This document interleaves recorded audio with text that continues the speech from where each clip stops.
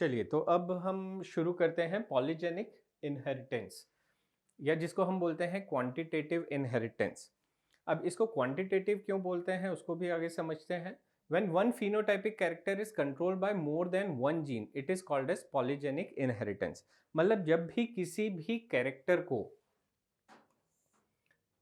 Character को control करने वाले एक या एक से ज्यादा जीन्स होंगे तो उस चीज को बोला जाता है polygenic inheritance.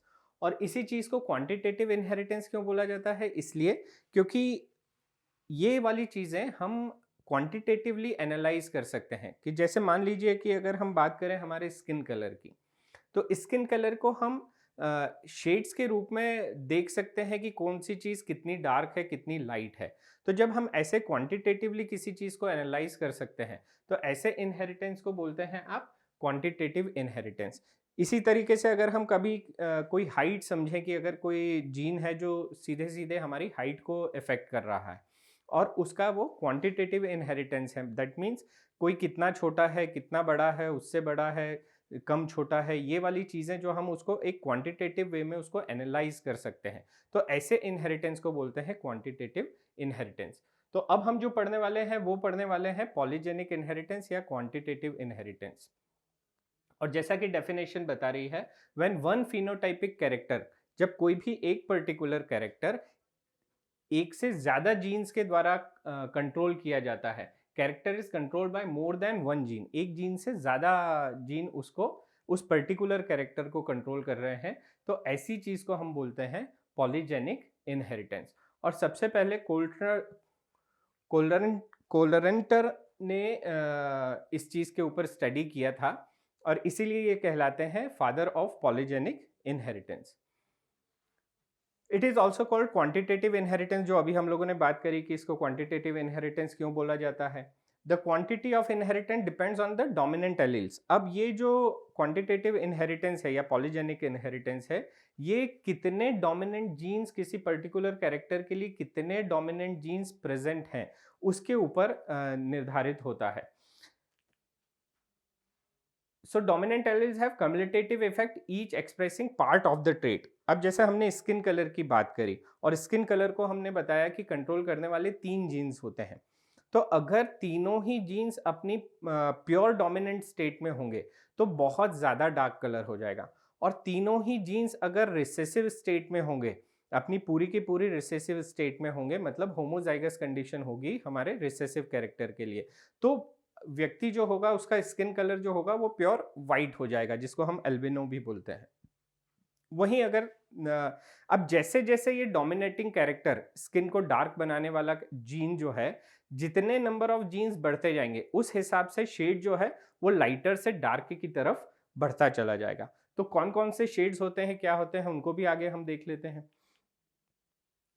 So gene involve in quantitative inheritance is known as polygenes. और इस तरीके से जो क्वांटिटेटिव इनहेरिटेंस में जो जीन्स इन्वॉल्व हैं वो कहलाते हैं हमारे polygenes. Polygenic inheritance don't follow the Mendelian ratio. अब यहीं से आपको समझ में आ जाता है कि ये जितने भी डोमिनेंट जीन्स प्रेजेंट होंगे वो अपना कैरेक्टर दिखा रहे हैं। तो और मेंडेलियन रेशियो कब हम लोगों ने बात करी थी, मेंडेलियन रेशियो में कॉन्ट्रास्टिंग कैरेक्टर दिखाई देते हैं। मतलब अगर होमोजाइगस कंडीशन होगी तो जो प्योर कैरेक्टर है वो तो दिखेगा ही, हेट्रोजाइगस कंडीशन में भी प्योर कैरेक्टर ही दिखता है। लेकिन यहाँ पे क्या हो रहा है कि यहाँ पे जितने ज्यादा डोमिनेटिंग जीन्स होंगे उतना उतना कैरेक्टर धीरे धीरे बढ़ता चला जाएगा। अगर डोमिनेटिंग जीन्स कम होंगे तो कैरेक्टर वही कैरेक्टर थोड़ा सा कम नजर आएगा। और वही चीज, या जो हम बात कर रहे हैं स्किन के कलर की, तो जो डार्कनेस का चीज है, अगर डोमिनेटिंग जीन्स ज्यादा बढ़ते जाएंगे, उनका नंबर बढ़ता जाएगा,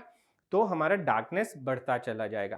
तो ये कभी भी आपका मेंडेलियन रेशियो, क्योंकि वो कॉन्ट्रास्टिंग कैरेक्टर को दिखाता था, उस चीज को फॉलो नहीं करेगा। ये चीज कैसे होती है अभी अब आगे आने वाली स्लाइड्स में हम और इसको अच्छे से समझते चलेंगे।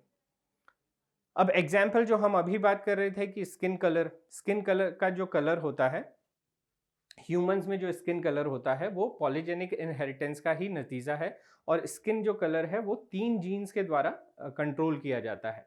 इसी के साथ में व्हीट कार्नेल कलर, जो व्हीट होता है अपना गेहूं होता है, गेहूं को भी आप लोगों ने कई बार देखा होगा कि जब लोग बाग एनालाइज करते हैं तो वो उसका कलर, दाना और ये सारी चीज़ें देखते हैं, हाथ में लेके देखते हैं, तो वो एक्चुअली में उसका कलर ही देख रहे होते हैं कि उसमें कितना ज़्यादा डार्कनेस है या कितना ज़्यादा लाइट है, उससे वो पता करते हैं कि उसकी क्वालिटी कैसी है। तो व्हीट कार्नेल कलर भी इसमें इसी में आता है पॉलीजेनिक इनहेरिटेंस में। When two polygenic polygenes are considered, जब दो पॉलीजीन जीन्स कंसीडर किए जाते हैं तब हमारा रेशियो निकल के आता है 1:4:6:4:1। तो जो हमारा फिनोटाइपिक रेशियो यहाँ पे देखने को मिलेगा वो हमको 9:3:3:1 की जगह क्या देखने को मिलेगा, 1:4:6:4:1। अब इस चीज़ को थोड़ा-सा और हम समझने की कोशिश करेंगे जब हम आगे और रेशियोज़ इस तरीके के पढ़ेंगे जहाँ पे मेंडेलियन इनहेरिटेंस के अलावा भी, मेंडेलियन रेशियो के अलावा भी अलग-अलग टाइप के रेशियोज़ देखने को मिलते हैं। तो वो किस तरीके से बनते हैं वो चीज़ हम देखेंगे। जब याद करिएगा जब हम लोगों ने डायहाइब्रिड क्रॉस करी थी और जब हमने फिनोटाइपिक रेशियो वहाँ पे बात करी थी 9:3:3:1 की, तो मैंने कहा था कि भई आप ये चीज़ का ध्यान रखें कि कहाँ पे कौन से डोमिनेटिंग जीन्स हैं और उनका किस तरीके से ये असर 9:3:3:1 में हमको देखने को मिलता है। तो उन्हीं से रिलेट करके अगर हम यहाँ पे देखें, तो आपको समझ में आएगा कि किस तरीके से हमारे रेशियोज़ ये 1:4:6:4:1 किस तरीके से निकल के आया है, अगर आप इसका जीनोटाइपिक रेशियो को भी कंसीडर करें तब। अब व्हेन 3 पॉलीजीन्स आर कंसीडर्ड, जब 3 पॉलीजीन्स को कंसीडर किया जाता है तो यही रेशियो जो होता है हमारा, जब हमने जो डाइहाइब्रिड क्रॉस में देखा था 1:4:6:4:1 या 9:3:3:1 का, वही जब हम 3 पॉलीजीन्स को कंसीडर करते हैं, मतलब 3 कैरेक्टर्स को एक साथ स्टडी करने की कोशिश करते हैं, तो यही रेशियो जो हमारा बन के आता है वो आता है 1:6:15:20:20:15:6:1। अब ये जो सबसे पहले स्टडी किया था पॉलीजीन और जो ह्यूमंस के कलर्स को, वो सबसे पहले स्टडी किया था डेवनपोर्ट ने इन 1913 में। सो जो नीग्रो और यूरोपियन इंटर मैरिजेस होती थी, उसमें जो बच्चों के कलर आते थे, क्योंकि एक जो पेरेंट होता था वो नीग्रो होता था, डार्केस्ट होता था, और वहीं एक जो यूरोपियन पर्सन होता था, एक पेरेंट होता था, वो वाइट कलर्ड होता था। तो उनके बच्चों में किस तरीके से ये स्किन कलर में चेंजेस आते हैं, वो सारी चीजें उन्होंने स्टडी करी थी। अब inheritance of skin colour in man. Skin colour is due to pigment melanin. हम सभी जानते हैं कि जो स्किन कलर है वो पूरा का पूरा डिपेंड होता है कि आपकी स्किन में कितना मेलानिन सिंथेसिस हो रहा है, मेलानिन के सिंथेसिस किस प्रकार से हो रही है, कितनी हो रही है, और इस मेलानिन के सिंथेसिस को कंट्रोल करने वाले जो जीन्स हैं वो 3 होते हैं। More pigment darker is the colour. जितना ज्यादा मेलानिन पिगमेंट होगा उतना ही स्किन का कलर डार्क होता चला जाएगा। There are 3 genes polygene controlling the production of melanin. और 3 जीन्स होते हैं जो इस मेलानिन के प्रोडक्शन को कंट्रोल करते हैं। अब यहाँ पे जो हम अपने कन्वीनियंस के ले रहे हैं, क्योंकि 3 जीन्स हो जाएंगे, 3 जीन्स को, और उनके हम जब पनेट स्क्वायर बनाएंगे और चार्ट बनाएंगे तो पूरा वो चीज़ जो है वो काफ़ी ज़्यादा हो जाएगी। तो उसकी जगह पे हम कंसीडर कर रहे हैं कि हमारे पास में 2 ही जीन्स हैं जो स्किन के कलर को डिफाइन कर रहे हैं। लेकिन आप ये ध्यान रखेंगे कि जो स्किन का कलर है वो 3 जीन्स के कंट्रोल होता है। 3 पॉलीजीन्स हैं जो स्किन के कलर को कंट्रोल करते हैं। अब जब हम 2 जीन्स को ही कंसीडर कर रहे हैं, स्किन के लिए रिस्पॉन्सिबल मान रहे हैं, तो जो नीग्रो कंडीशन होगी, हमने अभी बात करी थी कि जो भी जीन्स जब ज़्यादा से ज़्यादा डोमिनेटिंग स्टेट में होंगे, मतलब डोमिनेटिंग जीन्स ज़्यादा होंगे, होमोजाइगस कंडीशन होगी, तो कलर डार्केस्ट होगा। तो अगर हमारे पास में, अब हम 2 जीन्स की बात कर रहे हैं तो दोनों ही होमोजाइगस डोमिनेंट स्टेट में होंगे, मतलब capital A and capital B. तो जब ये ऐसी कंडीशन होगी तो हमारे जो स्किन कलर होगा वो नीग्रो होगा, दैट मीन्स डार्केस्ट। वहीं जब हम बात करेंगे कि दोनों ही जीन्स हमारे रिसेसिव कंडीशन में है, that means small A and small B, तो हमारा जो मेलानिन का सिंथेसिस होगा वो सबसे कम होगा, और जो पर्सन होगा उसका स्किन का कलर होगा वो वाइटेस्ट होगा, जिसको हम बोलते हैं एल्बिनो। जो प्योर वाइट होते हैं वो कहलाते हैं एल्बिनो, और जो प्योर डार्क होते हैं, मैक्सिमम डार्कनेस होती है जिनकी स्किन में, वो कहलाते हैं नीग्रो। वहीं इनके जो बीच में आते हैं, जब इनका हम क्रॉस करवाएंगे और ऐसे पेरेंट्स का जब क्रॉस होता है तो जो हेट्रोजाइगस कंडीशन बनती है जहाँ पे एक डोमिनेंट जीन डार्कनेस के लिए हो, जो एक पेरेंट से आए और दूसरे पेरेंट से भी एक डार्कनेस के लिए और एक फेयर कलर के लिए आए, तो ऐसी कंडीशन में जो कलर निकल के आता है जो हमारी F1 जनरेशन होगी, मतलब एक नीग्रो पेरेंट का क्रॉस करवाया है एक एल्बिनो पेरेंट से, प्योर वाइट पेरेंट से, तो जो F1 जनरेशन में हमारे पास में बच्चे होंगे उनका कलर होगा मोलेटो। सो ये जो हाइब्रिड कह लें आप इसको या हेट्रोजाइगस कंडीशन वाले बच्चे होंगे, उनका जो कलर होता है वो मेलेटो, दैट मीन्स वो प्योर ब्लैक और प्योर वाइट के बीच में होता है, जिसको अक्सर हम लोग व्हीटिश कलर भी बोलते हैं।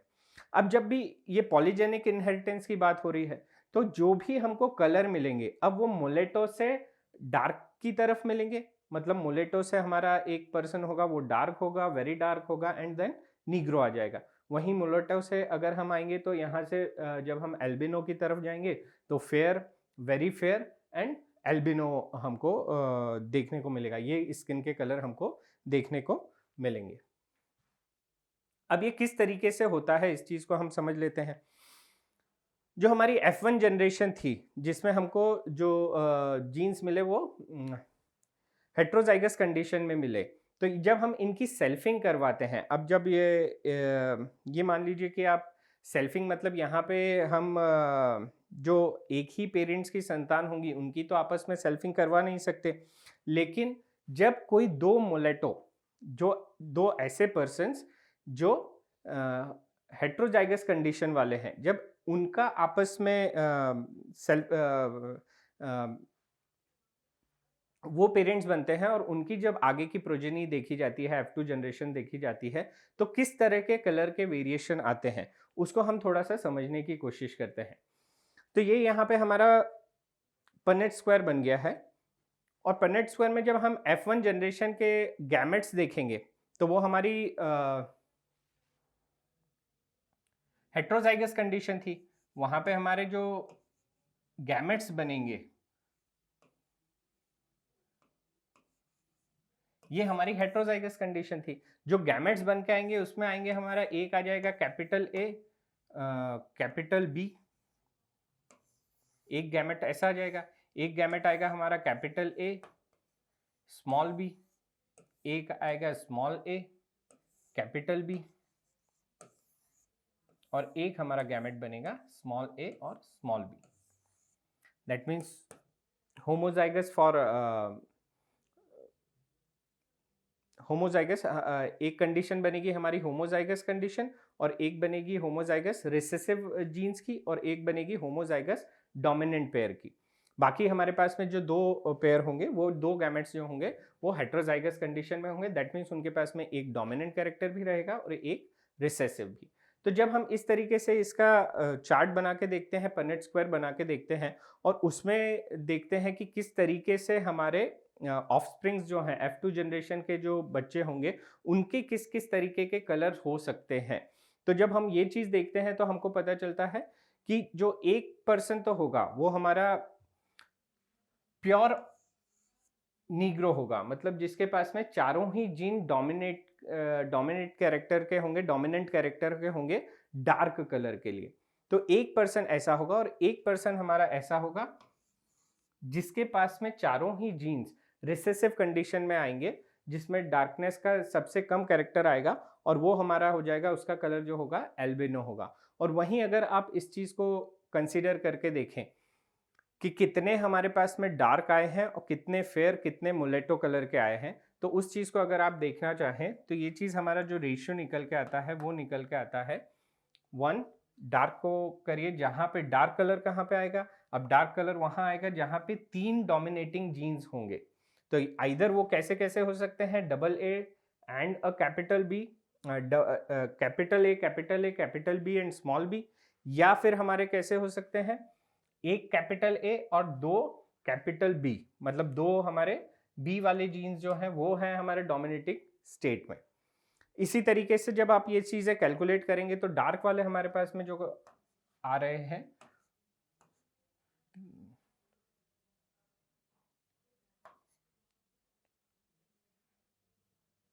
तो अब हमारे पास में आप गिन सकते हैं कि कितने डार्क स्किन कलर पर्सन आए। वो आए हैं हमारे पास में 4। वहीं अब हम बात करते हैं मुलेटो की। तो मुलेटो हमारे पास में तभी होंगे जब हमारे पास में 2 जीन्स जो होंगे वो डोमिनेटिंग स्टेट में होंगे। तो वो कैसे होंगे? या तो कैपिटल ए हो सकता है, या एक कैपिटल ए एक कैपिटल बी, या दोनों ही कैपिटल बी। तो ऐसी जब स्टेट बनेगी तो हमारे आते हैं मुलेटो। तो ये चीज देख लेते हैं हम। 1 मुलेटो, 2 मुलेटो, 3 मुलेटो, 4, 5 एंड दिस वन इज 6।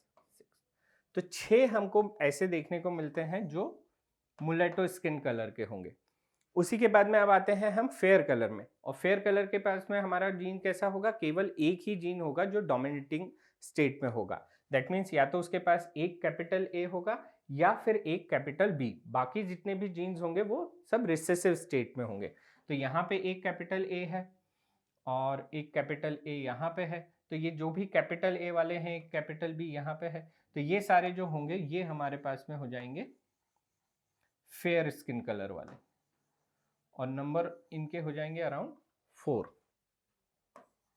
और जो बात करी थी हमने कि जिनके पास में चारों ही रिसेसिव जीन्स हैं, वो हो जाएगा हमारा albino, that means fair colour.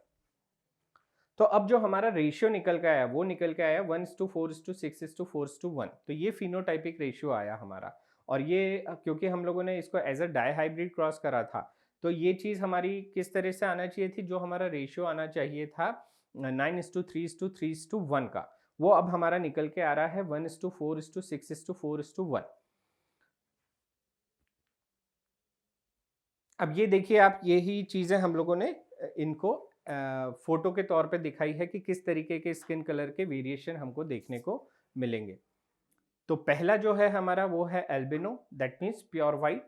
वहीं हमारा जो आखिरी में आप देख पा रहे हैं वो चीज़ है नीग्रो, और वहाँ पे जो स्टेट है वो होमोजाइगस है condition for both the genes. यहाँ पे for both the genes homozygous recessive condition है, वहाँ पे बोथ जीन्स के लिए होमोजाइगस डोमिनेंट स्टेट में है। लेकिन वहीं पे जब चीज आ जाती है ऐसी कि जब किसी के पास में केवल एक ही डोमिनेंट जीन होता है, आइदर ए और आइदर बी, जब ऐसी स्थिति होती है तो स्किन का जो कलर होता है वो फेयर हो जाता है। वहीं जब बराबर बराबर होते हैं, मतलब कोई से भी 2 जीन्स हमारे डोमिनेटिंग स्टेट में होते हैं, तो हमारा जो स्किन का कलर आता है वो आता है मुलेटो। और वहीं जब 3 जीन्स होते हैं, आइदर 2A,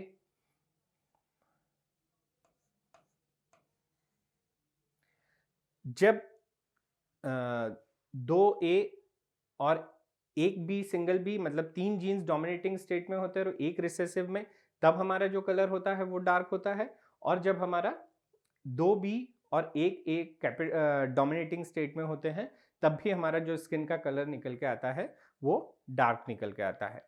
अब जब हम इसको तो अगर हम वही रेशियो की बात करें जो हमने वहाँ पे देखा था कि जो हमारे एल्बिनो आए थे वो आए थे, एक आया था 16 में से टोटल हमारे, एक एल्बिनो था।